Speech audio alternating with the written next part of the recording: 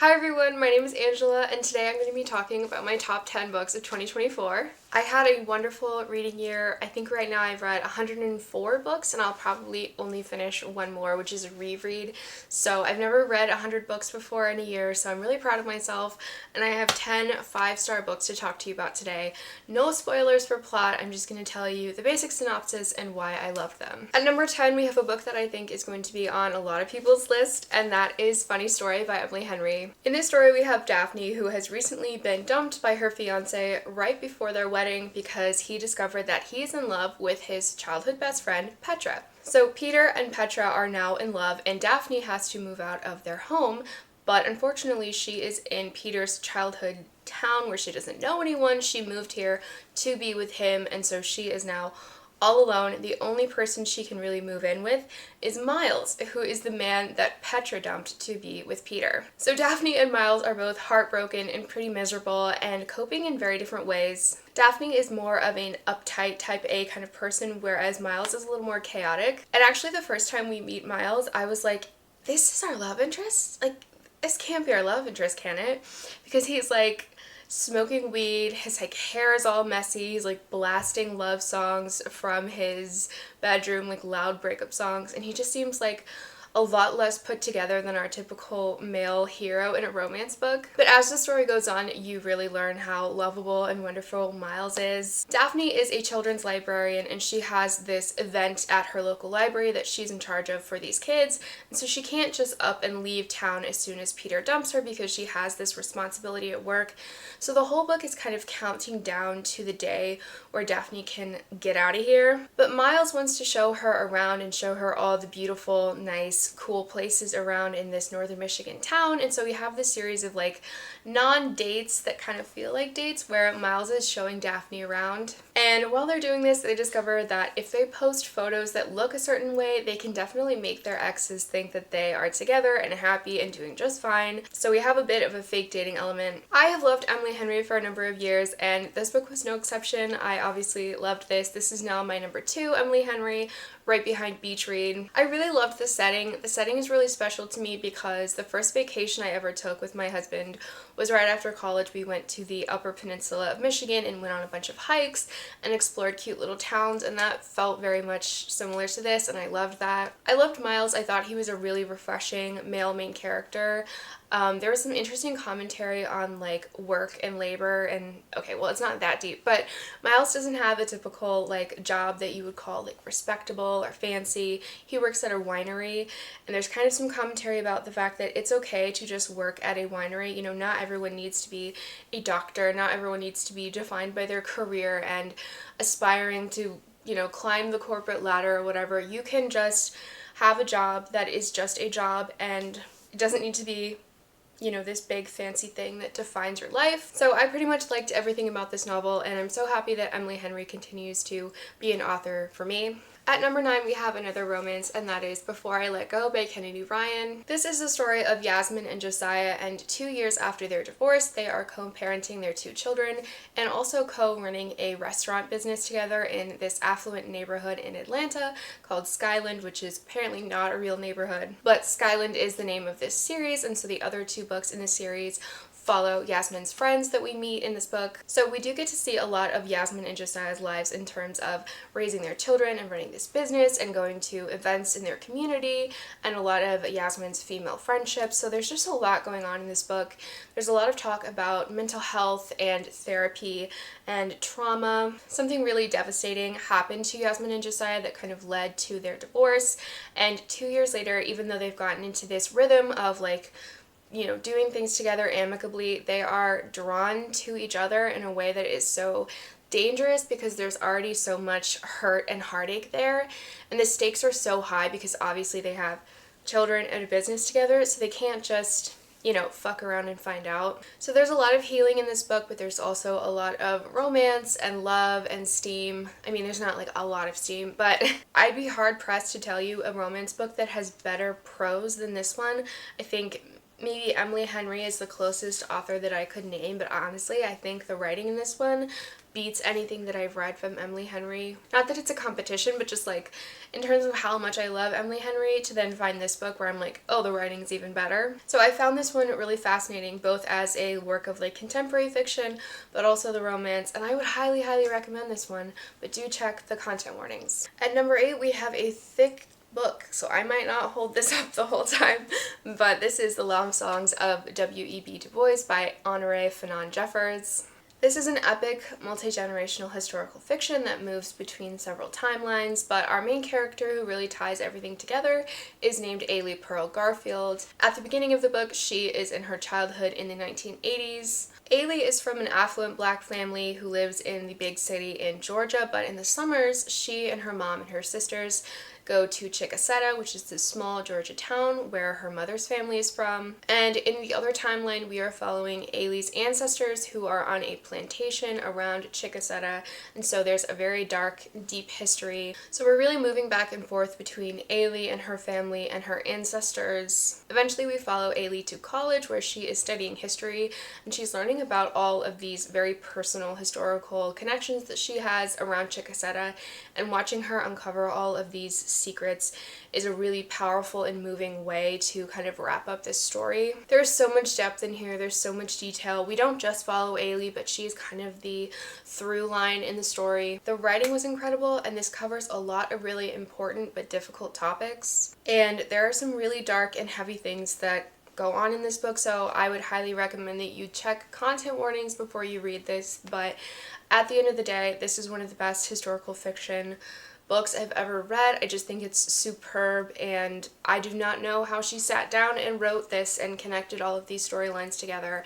It's amazing. At number 7, we have Us Against You by Fredrik Backman. This is the second book in the Beartown series, and we're following this small Swedish town called Beartown, and they really only have one thing going for them, and that is hockey. They live and breathe hockey. It is so much of their community. And in this one, the residents of Beartown are dealing with the possibility that their local hockey team is going to be disbanded, much to the satisfaction of their rivals over in the town of Hjed. Hjed is the town that gets more of the money and the attention and has a better economy. There's a lot of resentment between the residents of these two towns, and there's actually a hockey match between these two towns that is coming up, and so we're watching tensions rise as this match comes closer and closer. Just like in the first book, we are switching between many character perspectives, and the way that Fredrik Backman makes these characters so vivid, even though there's like so many of them, is really incredible. It's like you really are in this community. It's like you really understand the community. He has so much to say about politics in small towns,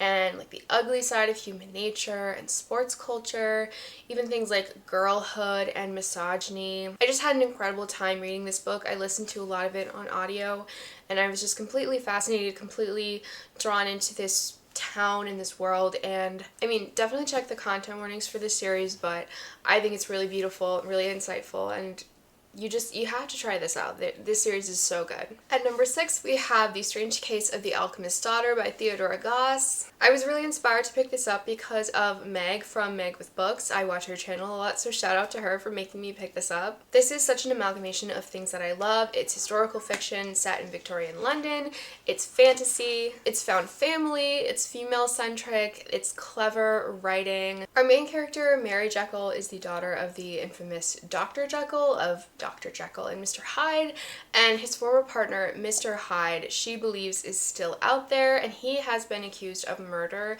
and so she kind of gets drawn into this mystery of trying to find Mr. Hyde. Mary is going through a lot because both of her parents are dead, and even though she has this nice house in London, she does not have any money, so she's really going through it. Mary actually ends up working on this case with Sherlock Holmes and Dr. Watson, which is really fun, and throughout her investigation, she finds these girls, all of whom have been created through experimentation, and they are all the daughters or the creations of these famous figures in Victorian literature. So we have Beatrice Rappaccini, Catherine Moreau, Justine Frankenstein, and then Diana, who is the daughter of Hyde. So, I mean, what's not to love, right? Great writing, great characters, mystery, fantasy, historical fiction. I just loved it so much. I listened along to the audiobook while I was reading physically, and the narrator did such a good job at bringing these characters to life. All of these monstrous girls that Mary encounters end up moving into her home, and so there's very much this found family element. And this was just a delight, and I'm so excited to read the next 2 books in the series in 2025. Okay, we are now at the top 5 best books that I read this year, and at number 5 we have Jonathan Strange and Mr. Nurel by Susanna Clarke. The best way that I can describe this book is, imagine if your favorite 19th century author wrote a fantasy book based on fae and like folklore from the UK regarding like fairyland and the trickery of fae, but they also included stuff about the Napoleonic Wars and just like being in London society in the early 19th century. That's what this book feels like. Although technically this is historical fantasy, it really feels like you are reading a classic that has magic in it. This takes place in the midst of the Napoleonic Wars at the beginning of the 19th century, but this is not a book about war in its entirety. Don't worry if you're not like a huge fan of books about war. I would say only like a quarter of this is really about the war. There's so much more to it. At this period in time, anyone who calls themselves a magician in England is really just a rich man with a lot of time on his hands who is probably reading magical history books. No one is actually practicing magic. And at the beginning of the book, we find ourselves in York at the York Society of Magicians. And this one guy is like, hey, why isn't anyone practicing magic in England? And they find this man who apparently has a very huge magical library with all of these books of magic. And they go to him and they're like, we'd love to look at your library. And he reluctantly lets them and reveals that he is actually a practicing magician. So now that Mr. Nurel is revealed to be a practicing magician, he and his right-hand man, Childermus, decide to go to London and try to revive English magic and also help out in the war. So there's a lot of like making connections with wealthy, powerful people in London and like going to parties and going to people's sitting rooms, which is very much why it feels like a classic. And then eventually we have the emergence of Jonathan Strange, who is this other magician, and so these two are kind of bringing back magic to England. And Mr. Nurel, I always get that wrong. Mr. Nurel is actually tutoring Jonathan Strange in magic, but eventually they start to have very different views and opinions on magic, which causes a rift, and eventually they become rivals. A lot of the magic really has to do with fae and fairy, not in like a Sarah J. Maasai way, but in a like, it reminds me a lot of Emily Wilde's Encyclopedia of Fairies, the kind of whimsy and trickery of the fairies.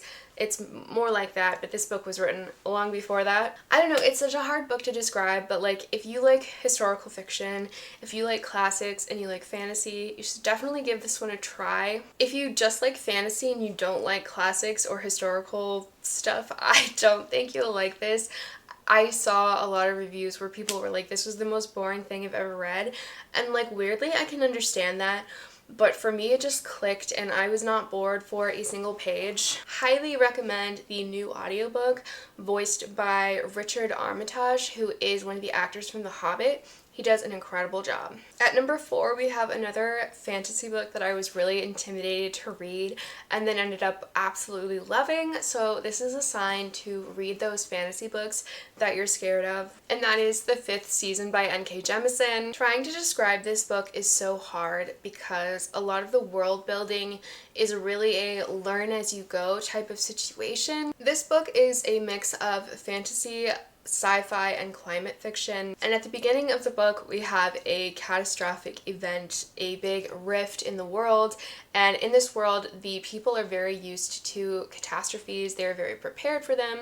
There are these seasons where disastrous things happen and they have to try to survive them, or these seasons often will wipe out civilizations. So people are very acclimated to the idea of like dead civilizations. There's sometimes like artifacts or random technology scattered throughout the world where people are like, oh yeah, that's from another civilization that didn't make it. So the earth is very much not kind to these people.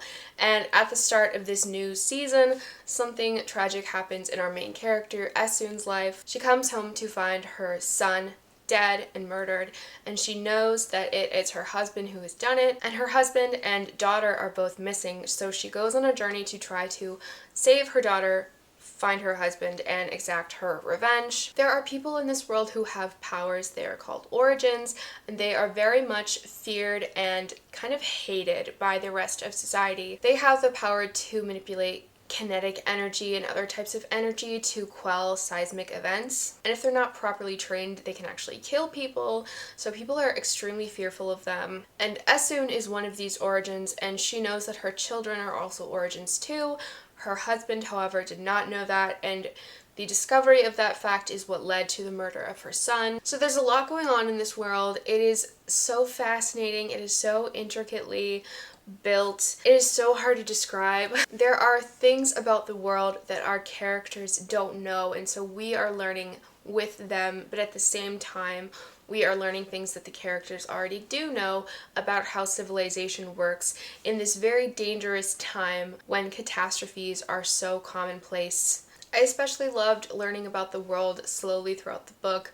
All of the reveals we got at the end. I loved the character dynamics and also learning about these powers that some of our main characters have. This was just a special and unique book. I've never read anything like it. I'm actually reading the third book in the series right now, and I'm so excited to see what happens at the end of this trilogy, but highly recommend. Don't be too intimidated. What is there to say? I mean, this woman is a genius. I'm so glad I liked it. I'm so glad that I didn't have to be a hater and say that I hated this book. So at number 3, we have Out on a Limb by Hannah Bonham Young. I did not read the synopsis before I read this book, and I'm so glad that I didn't, because I would have been scared. I would have been pretty sure that I wasn't going to like this. This book is largely about pregnancy, but like not really. And that's not something I really like to read about, and yet this is my third favorite book of the year. So we have our main character, Win, and she is at her best friend's Halloween party. She meets this guy who's dressed like a pirate. She is also dressed like a pirate. They end up, talking, getting along. They end up having a one-night stand. Win makes it very clear that she is not looking for anything serious. She just wants this to be a one-time thing, and our other main character, Beau, is okay with this, so they have their night and they part ways. But Win soon discovers that she is pregnant, and Win does not have a solid job that earns her a lot of money. She lives in a shitty apartment, and so she's kind of freaking out, but she decides that she does really want this child, and she wants Beau to amicably co-parent with her. But when Beau finds out, he is really, really into it, in the sense that he wants to help and he wants to be a father and he wants to support Win in any way that he can. And when he sees her living conditions, he's like, no, you're moving in with me while you're pregnant. We'll figure out everything later. You cannot stay in this shitty apartment while you're pregnant. I'm gonna take care of you. You're not staying there. And she reluctantly agrees. And so they're building their friendship while they are roommates, and Beau has this like nice cushy tech job. He's like a software engineer or something like that. So he makes a lot of money and he likes his job, and so he's just happy to have Win there with him, where he can watch over her and help her when she needs it. It is just like so wholesome and cute. The writing is good, the characters are vivid. I was literally squealing out loud. Obviously they're in the same living space, and so there's a lot of like fun, romantic, and sexual tension between these two people. There's a lot of tension because these two people have to co-parent together, and they want to be friends and they want to be really stable. So starting a new relationship during this pregnancy doesn't seem like the best idea, and so they're really holding back all of their feelings and all of the connection that they feel. And just seeing all of that yearning and pining and tension is such a good time. There's also some really great disability representation in this book, and it's just wonderful. The pregnancy really isn't too much of the focus, like it is, but it isn't, because the baby's not there yet, so there's no baby to actually like take care of. This was a really special reading experience. I was just loving life while I was reading this. I was in love with these characters. I was kicking my feet, literally squealing out loud, like I said. Yeah, highly recommend that you check this out, and if you don't love it, then I'm sorry, but I think you will. My second favorite book of the year is so hard to talk about because I had forgotten the synopsis of this book when I picked it up. So I went into it not really knowing much, and I think that that is the best way to read this book. This is a gothic historical fiction with a really compelling queer romance, and that is The Binding by Bridget Collins. Our main character, Emmett, is a young man who lives with his family on a farm in northern England, and one day he gets a letter summoning him to be an apprentice to a bookbinder. This is especially strange because in this world there is a real suspicion and fear about books. People do not read books. They are very wary of them, and they are often forbidden. He has been forbidden by his parents to really look at a book or read a book or touch a book. There's also magical realism in this story, but I do not want to tell you what the magical realism is.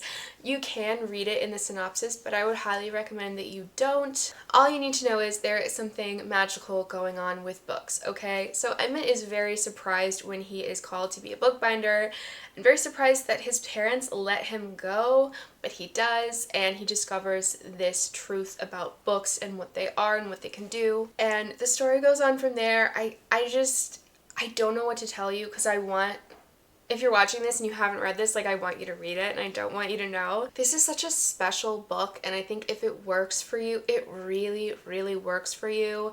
The atmosphere is so vivid. You really learn to ache for these characters. And I mean, who doesn't love a book about books, right? So highly, highly recommend that you check this one out. The audiobook is also really good. I will say the beginning, it's the kind of beginning where you're kind of like, what's going on? And you're not quite like completely drawn in yet, but it gets to a certain point where things click and you want to go back and reread the beginning with new eyes, with fresh eyes. So if you're not like 100%, into it at the very beginning, that's normal. I would encourage you to keep going. And my number one book of the year is actually two books, because they are the second and third books in a trilogy, and I could not pick, you guys. I gave the first book 4 stars and the last 2 books 5 stars. If I really had to pick, I would probably say Assassin's Quest, but I'm going to talk about Royal Assassin and Assassin's Quest in tandem. These are by Robin Hobb. These are the last 2 books in the Farseer trilogy. This is really classic medieval fantasy with adventure and fighting and royalty and politics and stabbing and betrayal and assassins, ships and quests and magical powers and secrets. In our first book, we meet our main character, Fitz, who is the bastard son of the prince who is in line for the throne. And bastards are very dangerous because they might grow up and try to challenge the king or assassinate the king. So instead of him becoming a potential threat, they decide to train Fitz as the assassin, and so he is the assassin's apprentice.